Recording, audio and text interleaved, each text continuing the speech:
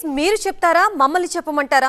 Time మీరు decide చేస్తారా, మేం డిసైడ్ చేస్తే మీరు చర్చకు వస్తారా అంటూ పరస్పరం సవాళ్లు విసురుకుంటున్నారు కేంద్ర రాష్ట్ర మంత్రులు.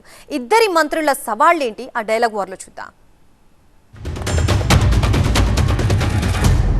ఈరోజు ఇచ్చినటువంటి హామీల మీద చర్చకు సిద్ధంగా ఉన్నాడా రేవంత్ రెడ్డి అవుతాను. ఈరోజు భారతీయ జనతా పార్టీ తరఫున నేను ముఖ్యమంత్రి రేవంత్ రెడ్డికి సవాల్ చేస్తా ఉన్నాను. మీరు 2 సంవత్సరాలలో మీరు ఇచ్చినటువంటి గ్యారెంటీని అమలు చేస్తే ఈ ఇందిరా పార్కులో చర్చకు వస్తావా? మీ ప్రజాభవన్లో చర్చకు రావాలా? లేకపోతే ప్రెస్ క్లబ్లో చర్చకు రావాలా?